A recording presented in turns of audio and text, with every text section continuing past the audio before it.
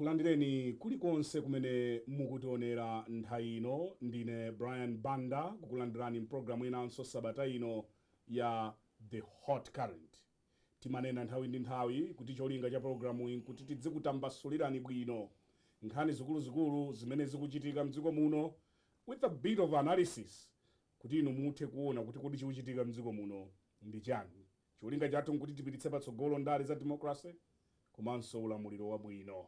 Ndiye takondwera kwambiri kuti tili limodzi nthawi ino. Ndimabwera pano kamodzi pa sabata ndi achakulungwa George Kasakula. Bambo George Kasakula ndi mkonzi wamkulu, Chingerezi chake timati the editor in chief. Ndi udindo waukulu kwambiri pamudzi pano. Tikulandireni Kasakula. Ayi, tathokoza. Mwende mwakomeza aliko basi. Ngati programu yenja ine. Kuti zikamba nkhani za dziko. Ulemu umapita kuyenera ulemu. Chabwino. Ndiye ulemu wanu umene basi. Chabwino. Ulemu umapita kuyenera ulemu. All right. Nkhani imene tikukambirana wiki ino ndiyokhudzana ndi kodi ndinu okondwa ndi mmene boma komanso mabungwe amene timawapatsa ndalama amatenga misonkho yathu kuti adzitipatsa ma services. Mabungwe ngati Escom, Water Board amene ndi aboma amakhala ndi chingeza kamati ma subventions amalandira COVID kuchokera kuboma kuti atigwirire ife ntchito. Komanso boma soli matowa pangira guarantee ngongole kunja chifoti ndi aboma. Kugwiritsa ntchito ndalama zathu. Ndi mabungwe ya boma ndithu. Mabungwe aboma ndithu. Amagwiritsa ntchito dzina lathu. Dzina la Malawi nkumatenga ngongole ngati mabungwe yathu aboma. Ngati ku Banda Water Board. Yes. Tamva kuti akatenga chingongole chachikulu ku banki ya ku India. Yes. Kuti atenge madzi kuchokera ku mulanje. Boma limene jamfaka makambirana ku parliament. Kuti ndalama limene yatengedwe ndi boma limene ndi feyo dziko la Malawi. Kugwiritsa ntchito ifa Malawi dziko lathu. Nkumatenga ngongole zimene zichi. Yeti khatu kambirana nkhani imene kuti kodi ndi foko okhutira ndi mmene boma komanso ndi boma limene. Chifukwa boma ife dalemba ntchito kuti adzitigwirira ife ntchito. Kana kwa fati malipira. Ndi amalandira makopi. Msonkho wathu. Kuti ndo surface tingakakhale ku Capitol Hill. Iyayi, tinasankha iwo. Ndiye tisankhe wanthu adzikatigwirira ntchito. Yes. Ndiye lero tifuna tionike kuti kodi ndife okondwa ngati mabwana ife. Chifukwa mabwana ndife okondwa. Ndiye ndikufunsa inu Kasakula. Brian, inu ndinu okondwa. Ine mmalo mwa amalawi ambiri amene ndimakumana nawo ndikayenda ndimacheza nawo ndimadya nawo ndimagwira nawo ntchito ena nazanga ena amanibira mafoni ena amatupeza maimelo. Amalawi ndi osakondwa ndipo Amalawi pachizungu amati timatengedwa for granted kapena mwina chichewa chake nkunena kuti translation yake imene ndikuona kuti ikhozofanana timatengeredwa kuntoso ngati nyama ya galu. Timatengeredwa kuntoso ngati nyama ya galu. Yes. Tikasankha anthuwa akawa mboma nkumalongosola zinthu zathu samatiganizira pochita zinthu. Amachita zinthu za mmutu mwawo osatizo samvetsa kuti kodi chisankho akakusankhani akakupasani kuti ndinu aboma akupasani mandate. What do you do with that mandate? Samamvetsa mpang'ono pomwe. Umbuli udachuluka samamvetsa kuti kodi nchiyani. Faka kwa amamvetsa bweza akusamala zathu. Ndati chani kusamala zathu osati zawo koma zaife akubweza awupanga zaife palika choona kuti lero ndipanga za inu bweza nthawi zonse awupanga zaife koma sapanga zaife apanga za mmutu mwawo zokomera iwo akuboma ndiye zimatsika it cascades down mpaka kuma Parastatals amene ukambawo sapanga zathu apanga zawo. Kukhala ngati kuyankhula kwina monga mwanena kale kutitengera ngati kuntoso ngati nyamagalu. Yes. Komanso kuti nanga nyamagalu umalemekeza ngati pamene amadya olo kuyiponda pasi amaponda palibe amene akali ndi chinthu sungaje simbuzi kuti ukagunda ali galimoto ene akatola akadya mbuzi amatola nkukadya ndiye sangaitengere kuntoso faza chimene chakudya. Tisiyanitse kunena kuti maiko anzathu kugwira ntchito mboma it's a service to the nation. Ndipo anthu sawatengera kuntoso. Anthu amalemekeza amachita zofuna za anthu nthawi zonse amakamba kuti anatipasa mandate and we are delivering our mandate tikupanga chakuti ma services tikupanga offer anthu akukhala bwino tikukweza miyoyo yathu kunoko ayi akalanda boma amapanga zawo za mmutu mwawo. it's like kuti ndi mgodi oti yes 5 years imeneyi tilemere aha tilemere tipange zathu tilemere so anthu aja atipasa mandate kuti tilemere akhulupirira ife kuti tilemere iwo zawo zipechiro nifeke mwana kuti kuchipatala mankhwala kulibe zonse zingosokonekera samalolitsa chuma owauza zinthu kuti kunoko zinthu zikuwawa kwambiri kunoko zimene upanga sangamve kumene ali auvokoma kunoko tilife zikuwawa chuma chikuvuta makampani akutseka anthu akuchosera ntchito foti makampani sapanga profit zikuvuta zinthu sakuva zimenezo makampani zikuvuta chuma chikuvuta sakuva nchifukwa chana anthu akalowa mboma akakhala kunja kuno kuti aumenyerera kuti tikavotere amayankhula za nzeru nanga samafuna kuti up to the extent yokuti kwakhulupirira nkwasankha nanga samafuna kuti akusankhani amamba kutengerani kumtoso ngati nyama ya gawo amafuna anyengerere anthu ndiwosamvetsa kuti kodi uyendesa boma nchiyani uyendesa makampani aboma nchiyani ndiwosamvetsa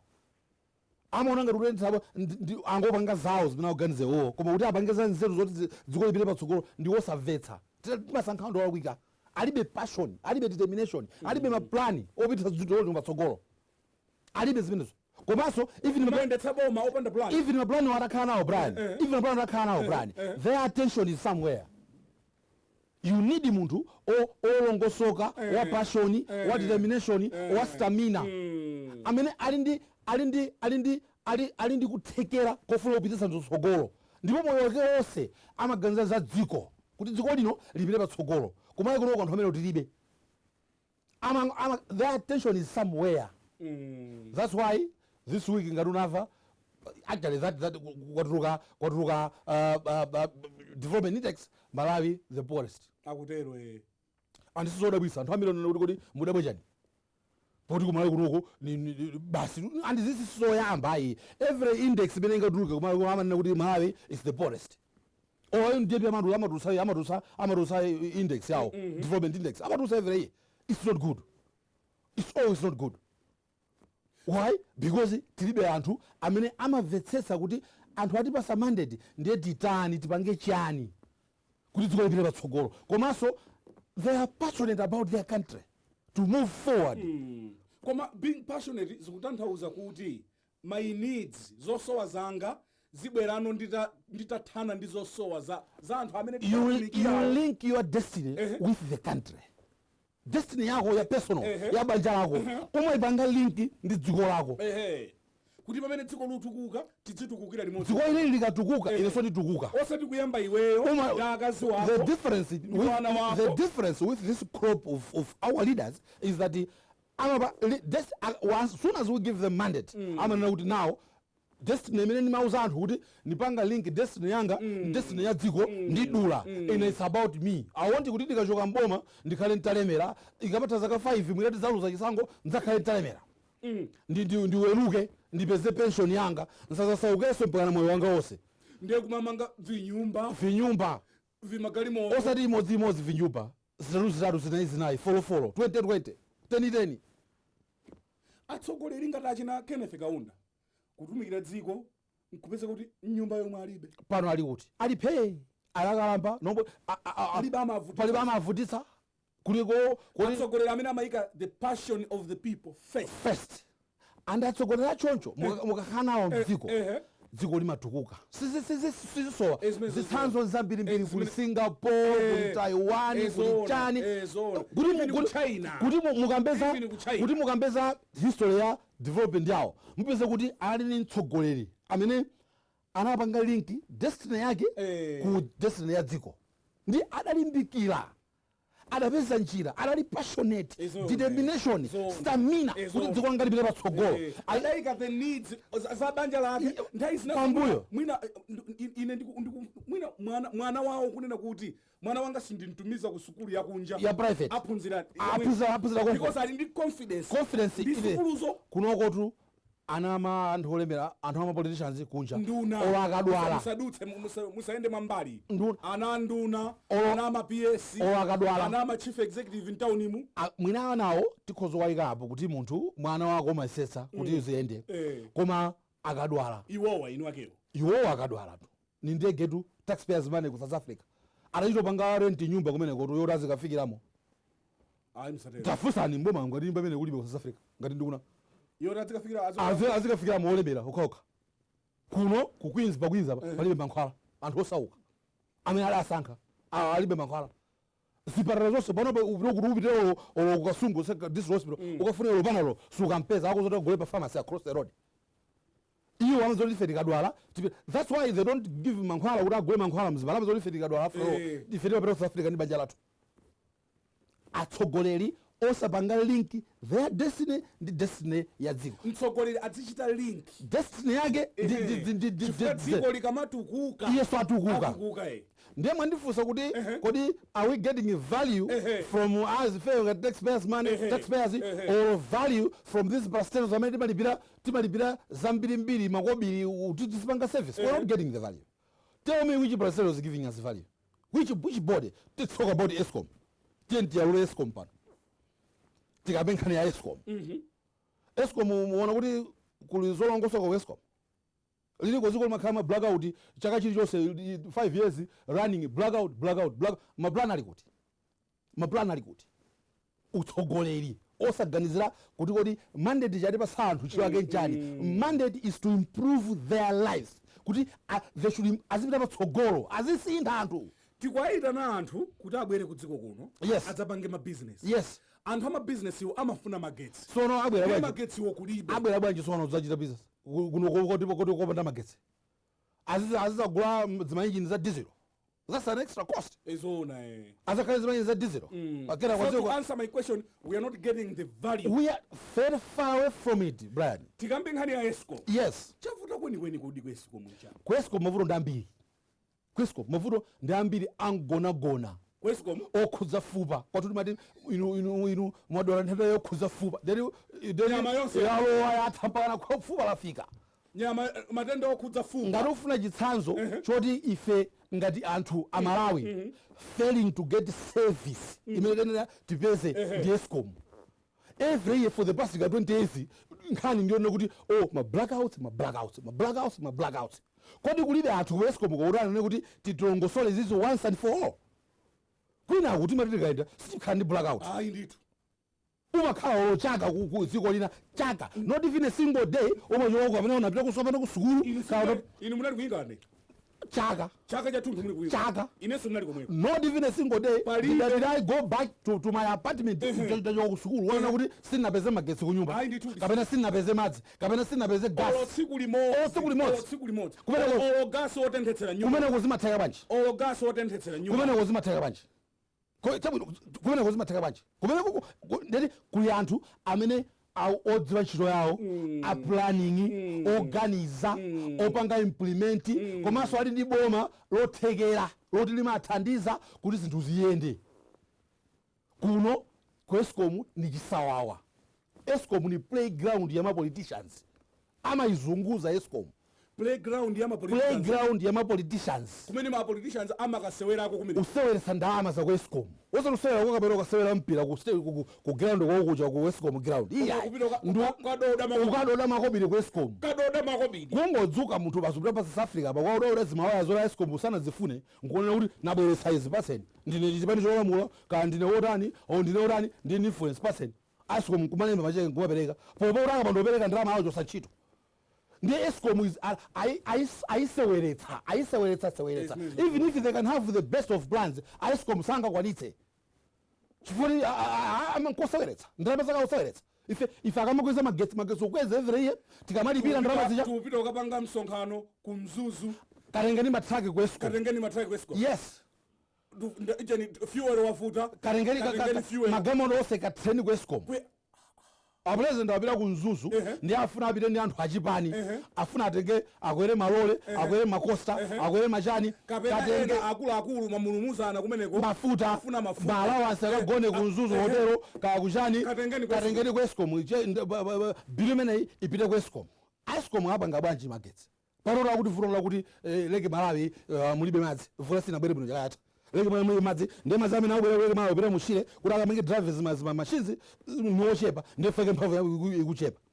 Kodi ESCOM alibe plan noti zimene zathesere kwina kumagesi amapanga pachi kwina amapanga madamu kwaliba damu kuli chani unyukira chani chifukwa chani sizikutheka nanga dziko ngati plan tili Ministry of Energy and Mining ikupanga mapulani anji because source ya magetsi is not only hydro water there are other sources pamenepo mwakamba yes kunena kuti ine ndikamakhala mdziko muno ndikuona ngati tili ndi vuto lonena kuti atsogoleri athu amangofuna kuti tidye kwa lero akuti tidye kwa lero pamenepo simukudamba komanso alibe danga alibe ukadaulo lipo ukadaulo lipo amalawi ndi anthu ophunzira kwambiri palibe area imene amalawi sanaphunzira even ku Eskom they have the best engineers and they know the solutions sangapange chiliyonse amanga manja alibe chiliyonse chotapangira zimene zonse Eskom ni bwalo lampira akudoda ako ma politicians ndiye ndimanena kuti vuto limene tili nalo kunoko chifukwa mayiko ena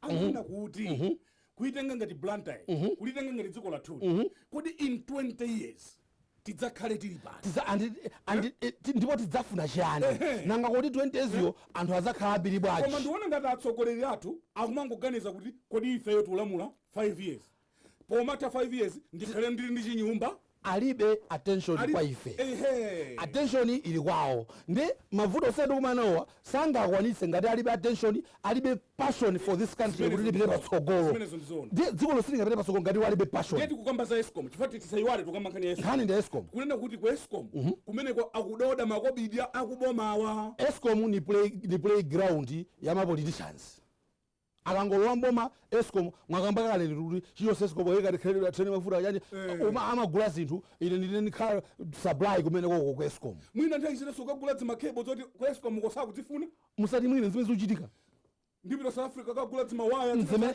kwangwa unjikira zimene zikuchitika Eskom ine ndikuchokera ku DPP Eskom nkumalemba macheke kuopa kuti achotsedwa ntchito maplani awo osapanga Eskom akanaulo chaka chino plani yathu tini plani tifuna tipangesa kuti maintenance tipangesa osapanga ndalama zapita kuzimawaya zopanda ntchito ndalama zapita kuthira mafuta apresident apita ku mzuzu uthira ma officials a DPP akagone kumeneko atani kuidoda Eskom ife tikalipira ndalama ife getso patidulira pano ndi atikira ma prepaid meter sungathawe pano kuti ukanena kuti mwina silipira fuka akumatha okha ndiye tiferi kumalipira zokwera zotukagula ati 1000 koma pompano atamagetsa zokwe adasintha mafomula nzokwera kumadaba kuti munthu ndayika ateni nzokwera ko basi nzokwe andi apitirizo udzikweza nanga siyafuna kuti ndalama zilipira zambiribe kuti mapoliticians azitenga zikumachepa ndiye tizikweza noti kuti ukweze kuti tipize service yabwino feyo ngati ene ayi service kulibe aukweza dala kuti ofuna ukatapa ndalama kumeneko adzikatapa zimenezo zifoni ndalama zakusewelesa zikukanika kuti zikumane they cannot make them kuti zimene nazo kuti zikumane sizikutheka they can't balance the budget so angoti sinja basi mera pang'ono tifuna tonjezere magetsi amene ankomavomereza onjezerani palibe popumira ndiye tikulipira zambiri dziko likusauka koma ifenso situpeza service ino tinamba kalekale ukamba nkhani ya magetsi dziko andi magetsi funa mene naikamba ngoti unabwesa pose magetsi samadzioka kuti hydro kuli unduna wa energy and mining anamba kalekale independent power producers IPP tifuna tipange IPP wazabwera liti sitikuiona sibwanji bwanji sitikupeza magetsi tipangafuna IPP tifuna tibwereseze tifuna tipange develop other sources of magetsi kuli mpaka na pano nothing hani mpaka ku Mozambique imene leyamba ku Tanzania simbulibowerenga kuti nkhani akutafuna apite ku Tanzania sapo yamba inachuka nja ku Mozambique ya ku Mozambique ya Fugaso 2007 za ku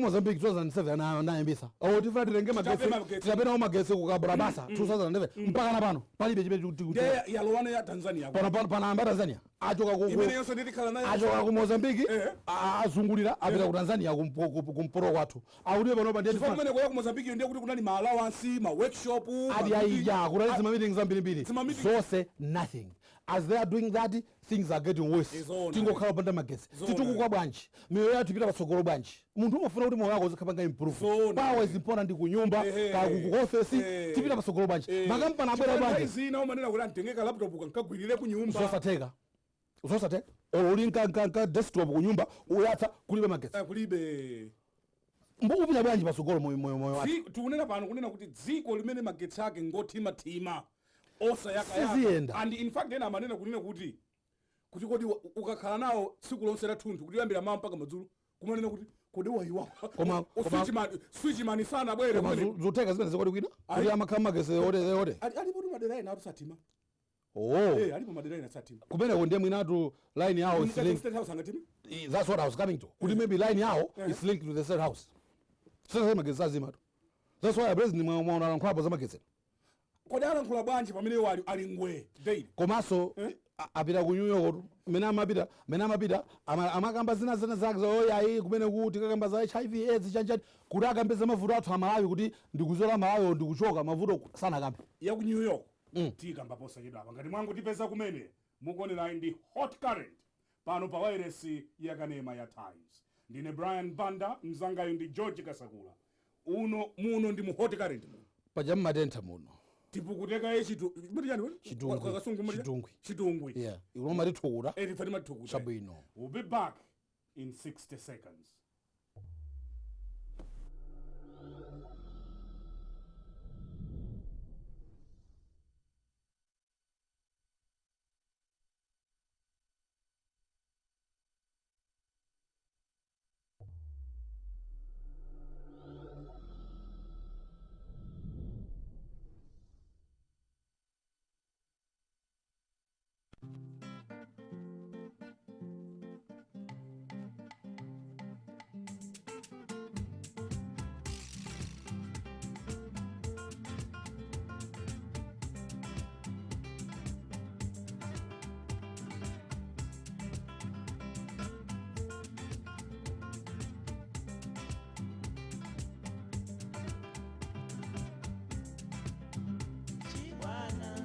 Chibwana chimalata, chibwana chimalata, chibwana chimalata, chibwana chimalata, ukakhala pabwino oyipa pamayitana. Chibwana chimalata, ukakhala pantchito ulova umakodola. Chibwana chimalata, ukakhala pabanja umbeta umayitana. Chibwana chimalata, chibwana chimalata, chibwana chimalata.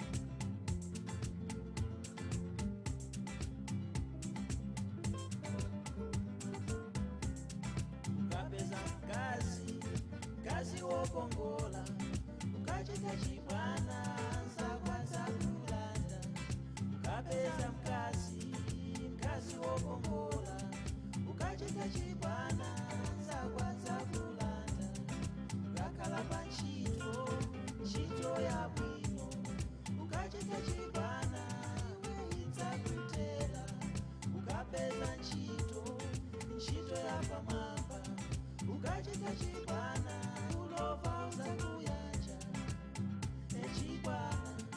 Chibwana chimalata, chibwana chimalata, chibwana chimalata, chibwana chimalata. Chodabwisa njakuti masiku ano chilichonse ndichakampani. Chodabwisa njakuti masiku ano chilichonse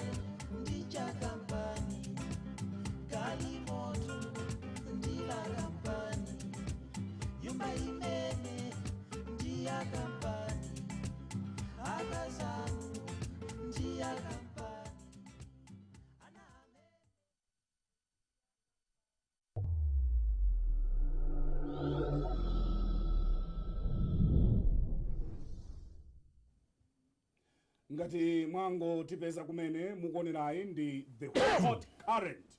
Mtsokomola mwagwira chifuwa ngasimundilankhuzako pena chabwino. Ngati mwango tipeza kumene mukuonerayi ndi hot current pano pa wireless yakanema ya Times. Tikukambirana pano za the responsibility imene boma lili nayo poonetsetsa kuti anthu ake akusamalidwa bwino. Komanso tikufufusa tikukambirana pano kuti kodi are we getting a better deal pa ma services amene timalandira kuchokera ku makampani omwe ndi aboma. Takhatuka mankhani ya Eskom pano. Tsono kuomba mkuta kwake mkutani ku Eskom vuto kwenikweni ndi chani ku Eskom? vuto la ku Eskom ndi leadership, utsogoleri sukuli mabwana palikambali kulibe bwana, utsogoleri opanda vision, utsogoleri osafuna kuthesa mavuto a anthu, chifukwa nkhani ya ma blackout inamba kalekale ndi angonagona. Why are blackouts not ending? Are we helpless? Are we saying, is Eskom saying it is helpless, it can't end blackouts? Then they should all resign. They should all, starting with their chief executive officer, messenger. Yes. This country has so many trendy people. Yes. We cannot continue. Yes. Mwina akakhala ni vision. Akakhala ni masomphenya othetsa mavuto aku Eskom. Fwe sikane kuti fe Malawi isazifi kuti fe tinabadwa kuti ife ndife mavuto azingokhala aife toka. No. Mwana kale kunena kuti tiulipira ndalama zambiri. Ani maketsaka akumauluka. Achite resign achokeko ku Eskom. Akupita yena anthu. We have so many people that can run Eskom. Amene mwina nkosokani vision. Chifukwa vuto ndi utsogoleri.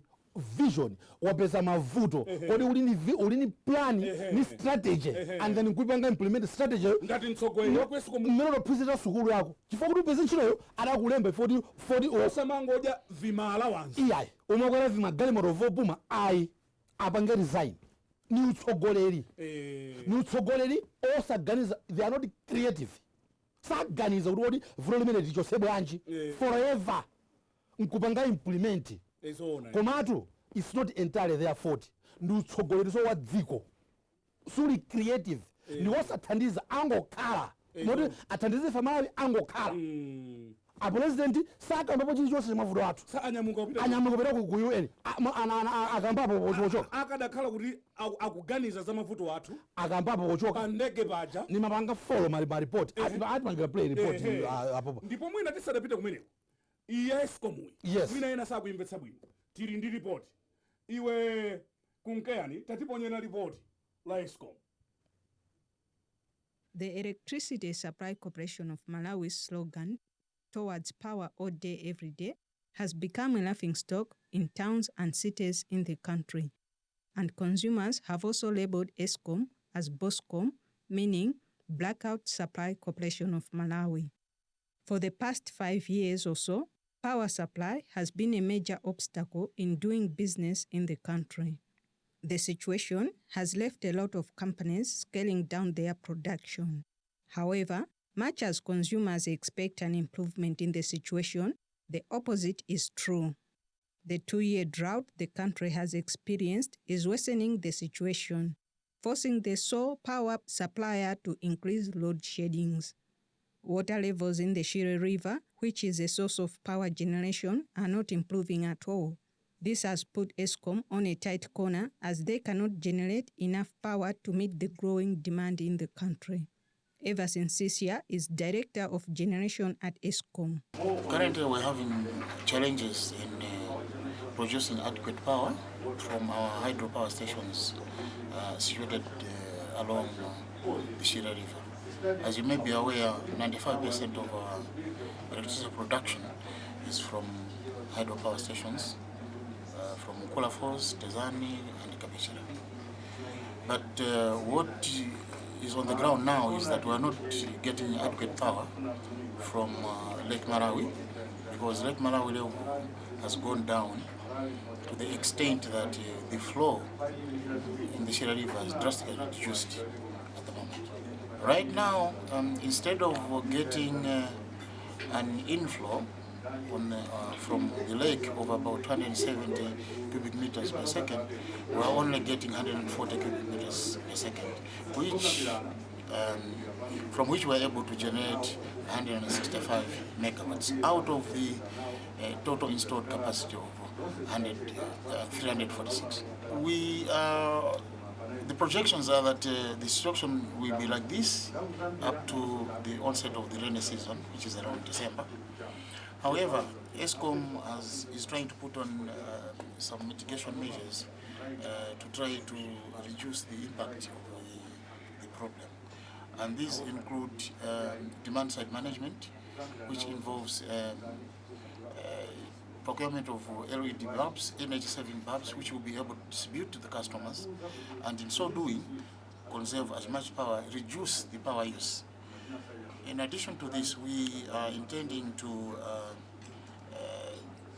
talk to our neighbors from Mozambique, the power utility in Mozambique, so that they can be able to give us power through the cross-border towns, Mlangeni and other towns in close to Mangochi. Power consumers will have to hold their patience for a few more years in order to have power all day, every day. Karen Kandiero, Times News. Mmodzi mwa akuluakulu aku ESCOM, Bambo Msisia. That's an annual excuse. It's a yearly excuse. For the past 5 years, we've been hearing that excuse. It's an yearly excuse. What are they doing about it? Where's their creativity? Where's the creativity to change it? Kwina kumagesa opanga bachi. Ora mana apanga madamu intega na sintha. Why can't they change that? Why are they still sticking to zori anapanga kamuzu zakale kale? Why are they not modernizing things? That time when they were being done by kamuzu, and they were working perfect. They didn't have blackouts.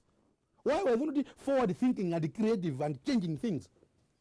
Why? Leadership. Then we have leadership at national level, a president zao zofoira zosathandiza zosakhala busy timanena mu hot current muno nsogolera dzigwedeza azigwedeza dziko kwescom bwezakugwedezako kwescom akanauza kuti zimene zimungapirira kuti usanjire nonse zimene zimungapirira ngati if this year again I'll have that same excuse kuti anthu anga adzivutika ndiye muchokeko nonse. Ine ndimanena kuti or change the leadership ndimanena kuti indirectly yes ESCOM akuchita di campaign.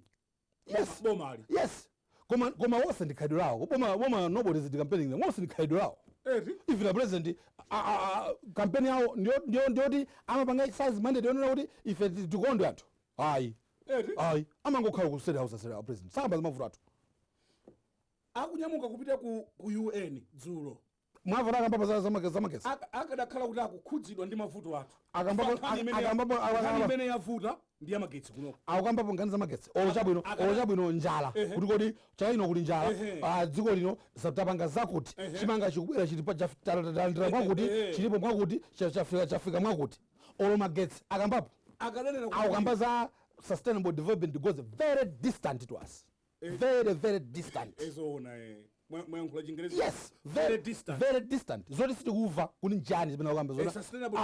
Akapanga chani ku UN. Ndipo zilibweresera chani in the short term mavuto athu. Ndikupita ku America. Ndikudziwa mavuto amene mukumana nawo. Pali ESCOM, pali machakudya, pali chani. This is what my government is doing. And kumene kokoso nkakoma ndiyana kuti vuto limene lamagesiro. Kumene kokoso nkakoma ndiyana kuti atithandize. Koma ku ESCOM ndapasa 1 month. Kuri unlimited plan how this will be a thing of the past. If I don't get that plan in 1 month, that was anchilos. When abanawo mura akandulu plus all achoka. Anzawa sisa. Yes, all seven achoka. Because they have failed this country. They have not been creative. They have not solved the problem. Itukunena mu hot current muno. Yes. Nsogolera amene ali ndi mtima wa power. Yes. Amayankhula choncho. Amayankhula zimene osati ndikupita ku UN kumakakamba SDGs. Amayankhula mavuto amene anthu ali nawo. Sitingamavekhanisa za SDGs pamene tugona mu mdima pamene makampani athu akugwa because production akutheka makampani tulibe ntchito. Akujali amanena athu kunena kuti mwina muzichita usiku. Tizilo usiku yani. Akuti makampani zimene mmapangazo. Usiku ndiye kuti chani. Usiku anthu amagwira usiku. Iwo amagwira usiku. Koma tusenga ngati zabwino. Koma statement imene inatuluka kuti mwina ano popeza alibe kuthekera utsogoleri osathandiza komanso is being tolerated by an incompetent government. bwerezani pamenepo ndikuti kuesikomuko vuto ndi utsogoleri oti suli creative anzawo kunja koseko akupanga magesi mosiyana-siyana and they are being helped by an incompetent government. And we don't have any regret. No, for what? A competent government. This government is incompetent, clearly. It is very clearly incompetent. Clearly, and they have no clue of how they're going to take us out of this problem. And the clue. Even the president has no clue. He's thinking about UN and his SDGs and what when we have problems. Nsonkhano kuyamba sabatala mawa. Mwarijan? Pa 25. So no, kodi lero date chalibe. Ewaje mkazuroba. Kodi zuroba bani? Pa 15. Around 16. So bano nsonkhano pa 25 akaje mka pa 25. Kulijani kuyoniko. Kunyoko.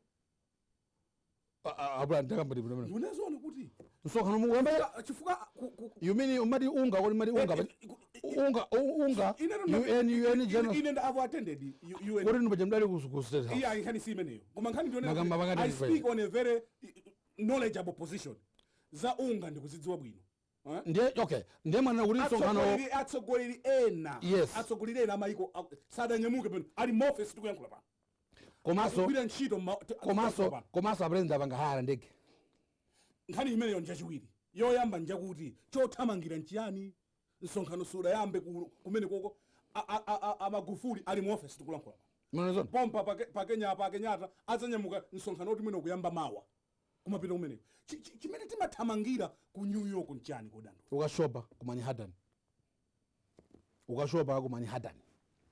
ukashopa intourage izikashopa awutuza kuti awulale Friday intourage kuti wapita ndani but the point is afuna azikaseweretsa ndrama zalama za nsonko watu ife kuno tikuvutika tilibe magetsi anthu ena akufa ndi njala kulibe mankhwala mzipatala iwo azikaseweretsa azikashopa ku Manhattan ku New York kupanjoya 10 days before the conference starts apita kale kulichani and to be fair yes simaloti anthu 100 angakapangena nsonkhano amalawi chifukwa the meetings ku UN amati 1+2 ndiye kuti 1 yo head of state yes ndiye kuti +2 yo ndiye kuti atenge anthu awiri ofunikira ndiye kuti nantu na foreign affairs maybe ndiye arenga ndu energy and mining and yena wamakangosewera ati palibe chimene amakapanga moti ndimakasewera ku New York iya ine ndimagwira ntchito panya ndinali ku press mwati uzatu kuti makasewera ku New York mwana kuti mwapanga chizungu pano mwana kuti 1 plus mwati +2 yeah but what I'm saying is my meetings ofunikira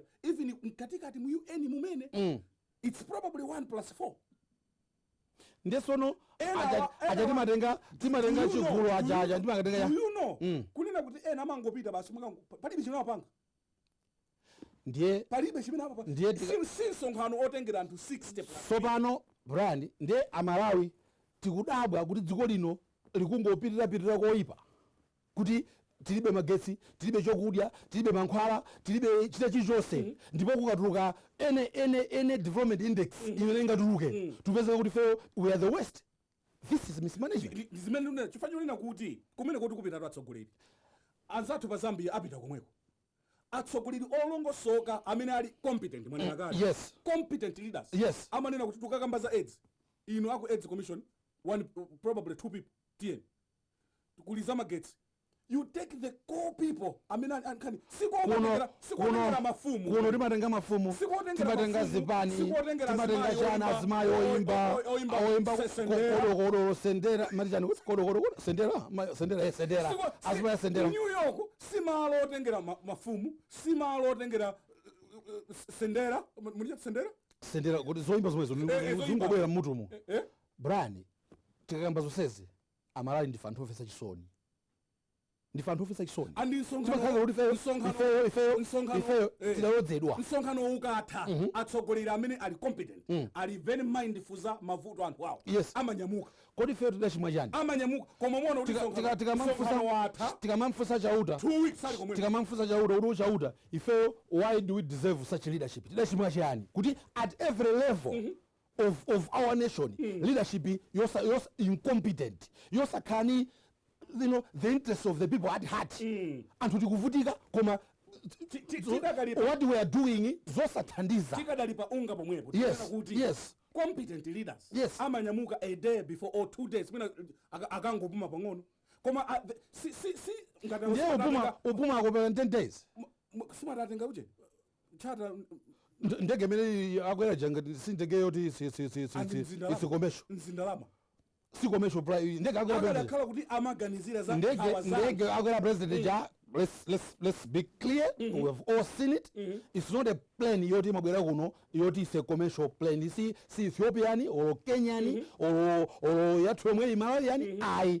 That plane ndiyo charter ndiyo kwina. Koma ama handlers are president, they will have an issue with that one. I have read this president zimene zakadu kamba kale anapita ku Ethiopia president ukalandira degree ya ulemu anapanga hara ndege. Yet that was the time mina manoduyai kunoko sipanga 6 July independence 40 tibe drama ama 7 drama zora kapanga kunena kuti siku lako kupita ku UN. No. Amapita yes. Koma we can do better as a country. Chifukwa tili ndi mavuto ambiri. We can do it in the most cost effective manner. Kupita kumene kuja 2 days before the conference nsonkhano watatu and have only people that will do a job there. Koma ine chimene naona chonena kuti New York United Nations General Assembly chimakhala ngati chida chothokozera anthu amene amathandiza chipani. We are a pathetic lot, Brian.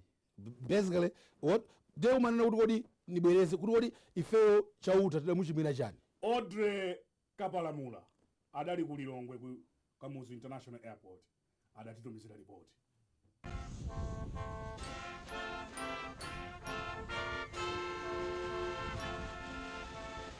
As Mutharika leaves for the assembly, government has not disclosed the size of his entourage. Last year, this matter brought criticism among the society as it was reported that Mutharika had with him over 100 people. But Minister of Foreign Affairs Francis Kasakula on Monday was tight-lipped to disclose this year's number of delegates and only said the entourage has been controlled.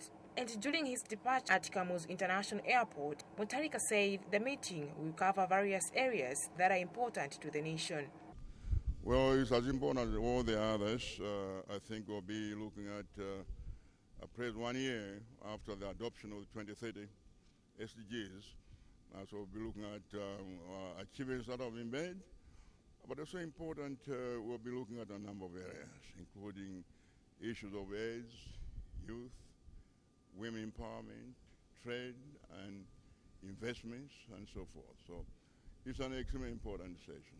This is the 71st session of the United Nations General Assembly, which will be conducted under the theme, Sustainable Development Goals, Universal Push to Transform the World.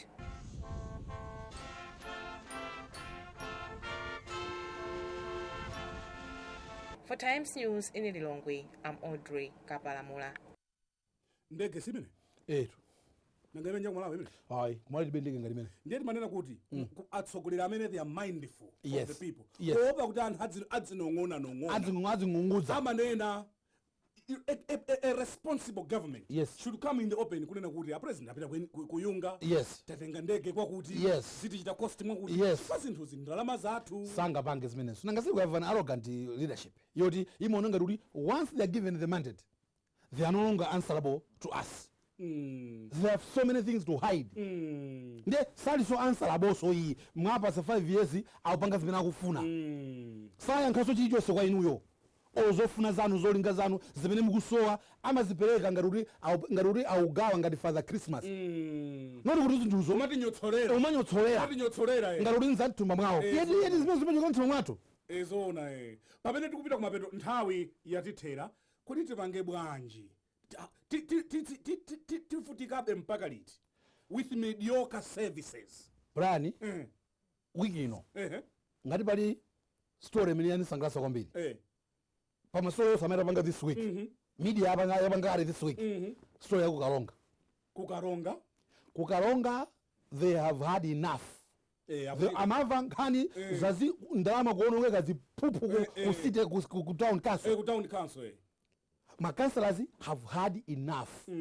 Amamuza chief executive officer. Iwe tikuva ziphuphu muno ndalama mukuononga LDF CDF kakulichani ndalama mongopa zimene ayi ine sindikuziziwa ndiye kunali full council meeting on Monday or Tuesday. Yes. they did a report on their own, they asked imagine anapanga report, and they named and shamed mpaka na polisi anthu amangidwa amene akupendana amanga. So you ask me, we have to demand accountability and transparency. We have to demand. If the government is not going to give us, then we have to force our government to give us accountability and transparency. We should not accept. And because the government that's why it with mediocre things, mediocre service, mediocre leadership, incompetent government. Yes, that does not want to explain itself to us. For the we have allowed incompetent government. Yes. We have allowed and we have said, no, this is our government. ESCOM is ours. We pay for the rest of the ESCOM. We have to have a good service. Water boards. We pay good service. We must demand. We must demand accountability. We have to force the people of Karonga forced. You are right. They forced transparency and accountability. They said gone are the days when these people and you know what the Andrew Mama good citizen. My vendors, Shani, I know if this year will be urgent. This year will be a marriage. We know what should come here and force us to my ticket. So unless you stop stealing, if this year, this is. And I think that's the direction we should take as a. When I'm saying we need to demand. Yes, anarchy. Not anarchy. No, but we must demand transparency and accountability. Enough is enough. Malawi that I just say that. And if you don't say no, listen to Sila Quick, Timangoti, Nanga Fetical oh, basi, and Humangofa. We need to rise up to the occasion. Rise up and refuse this mediocrity. Tikane this ndipo tisalole tikane this mediocrity tikufuna anzathu ine ndimanena kuti anzathu akutukuka. We need a nation imene tichifunsa mafunso. We want this country to be vibrant. Mupita ku New York msonkhano suda yambi mukatani muonongera inji ndahamba zimenezi. Why are you doing that? Why are you doing that? Tikulipira misonkho chifukwa chani tilibe magetsi. Yes. We need yes. We need to begin to ask. Voto ladi ku lumene tina lama. Sitifusa. Amaronga ndi fobusa. Amarenga kutosonga nyamaga. Ahudi pondani. Ahudi pondereza. Hai kuti ponda munthu akuponda mwendo. Hai pondani bwana. This brand, this tukumaliza. This has gone on for long. This has gone on for long, and the result is that our country is a laughing stock. Everyone in the world is laughing at us. Akumalemba online about if we are the West. Even in Africa, 10 countries we are the West. Zanga wina mandifunsa kuti kodi inu ku Malawi iko kulibe chabwino chimene tingamve. We are the West because if they are to Africa to kuvomereza this mediocrity. We are allowing it. We are tolerating it. An incompetent government. Yes. To get away with it. Kula sipanga sinizo zinakofuna okazo azononga chuma nyazikoli ngokuti chuma chithandize anthu zilebe tsogolo. This country must this country must rise. Zikadathandiza kwambiri. Yes. In 2016. Yes. Siti leo makamba nkhani yoti panado palibe. Siti kwena makamba zonena kuti magetsa kuti. It's reflecting badly on us. Yes, is kudabwitsa kuti kukatuluka development index we are the worst. We are the poorest. It's because we have tolerated the mediocrity for long. And hey, if I'm not from there, I want to hang on. Urabasi, I see an entire hour.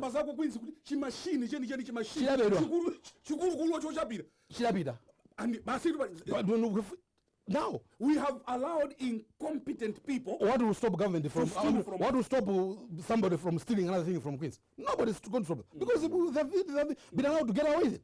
Even in list yopita ku America, we need to demand because they are using our tax. And we need to demand how much money have the president used to hire that plane that we have just seen. And was it necessary? Wasn't there a better alternative? So to conclude, Malawi, enough is enough. We must demand transparency and accountability. And I think Karonga atibasa chisanzo.